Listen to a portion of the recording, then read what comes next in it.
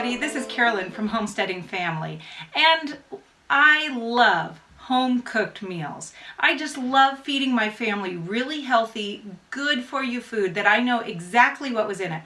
But let's face it, cooking every single meal from scratch can take a long time. And sometimes you just need a break or you need a quick meal. And so that's why it is wonderful to know how to pressure can so that you can make your own convenience foods that are just sitting there waiting for you. Now, we're going to go ahead and pressure can some venison stew today, and I think you guys are going to be amazed at how simple this is. It's not scary and it's not hard, and I'm going to show you how to do this. Now we have a nice bowl here of this beautiful fresh venison. Josh just got this morning, just went in, harvested a venison from out on the property. And I just have this nice roast cut up into chunks. Now, you could do this with beef. You could do this with lamb, with elk, with moose, whatever red meat you have on hand. And just go ahead and take a nice roast that doesn't have too much connective tissue or too many fatty bits, and just go ahead and chop that up into nice chunks for a stew-sized chunks. I also have some potatoes chopped here. This is mostly red potatoes. Russets would be fine. There's a few golds in here. I find that the reds hold up really well under the longer pressure canning time. And this again is just diced. Just a nice large dice, you know, as a stew size. And no, I did not peel them. You can if you want, but these are going to pressure can for 90 minutes in the canner, so there's no way that any bacteria from the skins is going to survive that pressure canning, so I'm just not worried about that. Now I also have some carrots, and these are some beautiful carrots that we've had in the pantry. There's actually some purple carrots in here, so they make this really fun. And just some regular orange carrots, and just dice them up, a nice large dice for stew. And then I have some onions that are chopped and some salt. Now, when I'm getting ready to do a large canning project, the first thing that I want to do is make sure I get my jars all ready. So you can see we have been washing and drying jars back here, making sure they're really nice and clean and they are ready to go. So I have a few up here I'm going to fill right now. Now, the next thing I do is get my kettle on to boil, and by that I mean just my regular old tea kettle, because we're going to need to top this off with boiling water. After that, I make sure that I have my canner ready to go. So my pressure canner has a little bit of water in it and it's heating up. And I'm going to take you out there and show you how I can. My canning station's set up outside, so I'll take you out in just a few minutes. Once I have that ready to go and all of my equipment laid out, then I'm ready to start filling my jars. So this is so simple. You guys are going to be amazed. All that this takes is just putting a little bit of the stuff into each jar. And so I'm going to start over here. I have very clean hands, and I'm going to take just a handful of onions and go ahead. Maybe I'll do 2 handfuls of onions in this jar, and a couple of handfuls of carrots. The order doesn't matter and the amount doesn't matter. This is so simple. Because this is going to can for the whole length of time, you really don't need to worry about the recipe exactly. You have a lot of latitude when you're pressure canning, especially for the full 90 minutes. Now I'm just going to go ahead and drop in some meat. And I'm just going to do a couple of handfuls of meat. Now the great thing about this is you get to can it in water, because that meat in there is going to go ahead and make its own broth while it cans under the pressure. And we're just going to pack that right up, leaving a good about inch of headspace there. And on to the next jar. So you can see how simple this is. Just some onions, some carrots, and you're just going to do this for all the jars that you want to fill. And if you want to leave one of these things out, that's fine. Maybe you want to do more carrots or less carrots. However you want to formulate yours, that is absolutely fine. And again, just go ahead and pack that in there. Okay, and I'm going to do one more.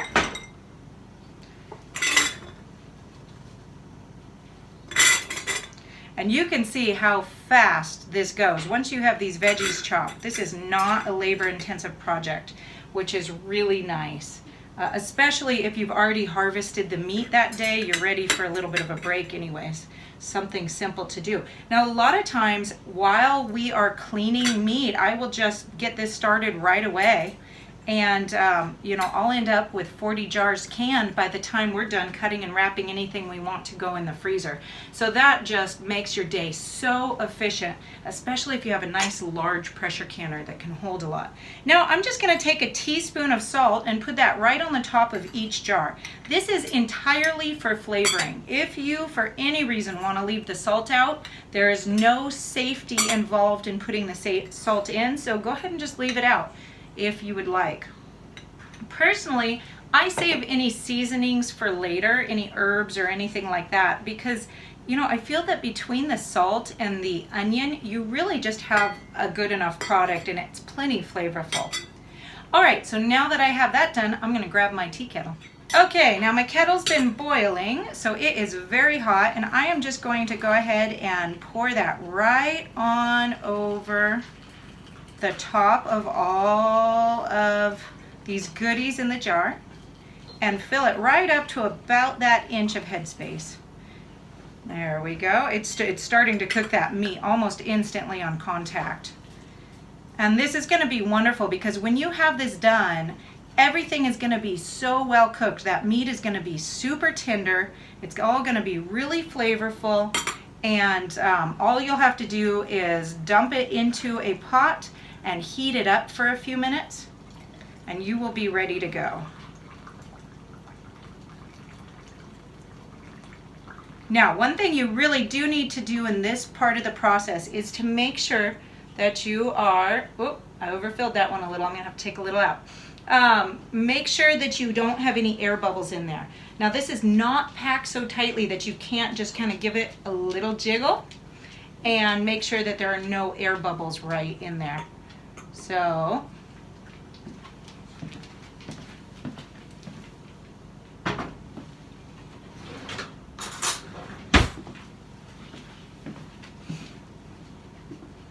okay, I overfilled the water on this one, so I'm just going to pull it out by the spoonful before I make a mess. And just pull a little bit out, back down to about the bottom ring on that jar. There we go. If you put too much liquid in there, then what you'll do is it will go ahead and force it out of the jar while it's canning. And that can get food particles on your rim, which will not allow your jar to seal properly. It'll also force out a lot of that liquid, and then you're left with a jar that only has liquid partially up. And that's actually not a problem health-wise, that's okay. But it's not as pretty because some of the food above the liquid can start to discolor a little. It's fine to eat, but you know, we like our stuff to look good too.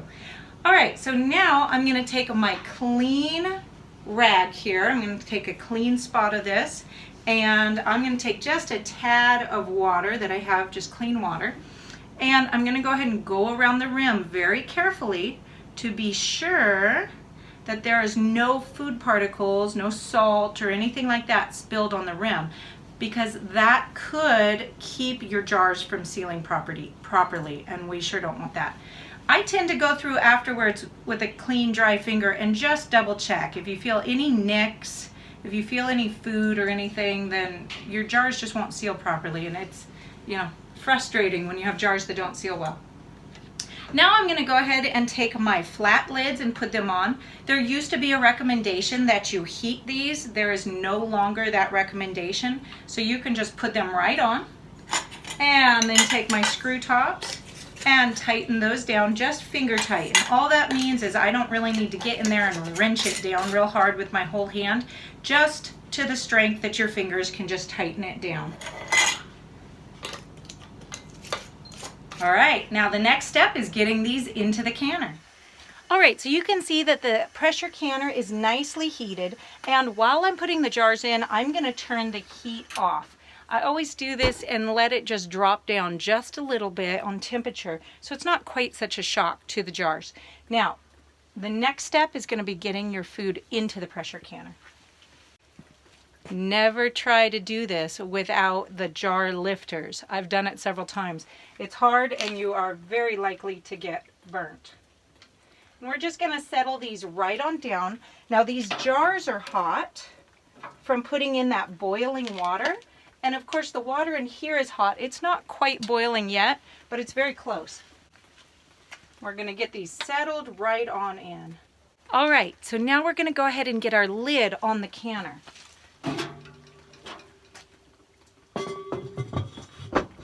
This particular canner has an arrow and a line to match up to, so you know right where to line your lids.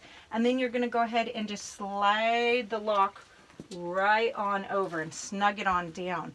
Now when we start, we want to make sure we do not have a cap or a weighted gauge or jiggler or anything on our vent over here. And that's so that we can let the steam build up and go ahead and push all the air out. Because remember, we're kind of creating a vacuum in here because we're sealing all that pressure. So we want the steam to be able to build up and push out all that air. So you don't want to start with your jiggler or your weight on there. So we're going to go ahead and get this locked down now. And the best way to do this is do opposing sides and go ahead and tighten it slightly. Just get it a little bit tight right off. And then we'll go back through and tighten them all the way down. All right, now we're going to put our heat back on and bring that temperature up to a nice steam. Check this at this point about every 5 minutes until you get a nice steady stream of coming right out here out of the pressure release. And once that stream builds up, then we're going to start a timer for about 10 minutes. And then we can put the cap on and start building up pressure. All right, well, we're losing light fast here in the North Idaho winter days that are so short. But you can see that, hopefully you can see, that we actually have quite a bit of steam coming out of our steam vent right here. So we're going to start the timer for 10 minutes and let the steam evacuate for about 10 minutes here before we go ahead and put our weight on. And for me, I use a 15-pound weight because I'm up in elevation. If you're at sea level, you go ahead and just use 10 pounds on your weight. All right, now meat products need a full 90 minutes at their full pressure. So we're gonna let that pressure build right on up to the correct poundage for your elevation. And then we're gonna start the timer for 90 minutes. And we're gonna let that go the whole 90 minutes, making sure we keep our pressure pretty steady right in our target zone. Then after that 90 minutes is done, we are gonna go ahead and turn the heat off on our pressure canner and leave it alone. You want that pressure to drop back down completely naturally. Don't sit there and hit the weight to make it drop faster. Don't remove the weight. What that will do is change that pressure too quickly and it will crack your jars, or it will force food out of your jars, which will cause it not to seal properly.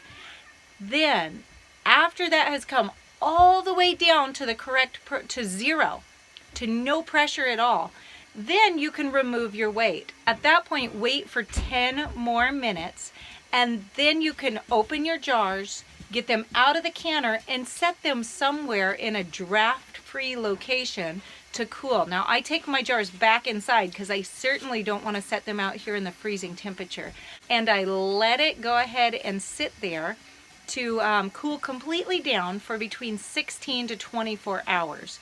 At which point, I can take the rings off, clean up the jars if there's anything on them, label them, and put them on the shelves. Take care, you guys, and enjoy your own homemade convenience.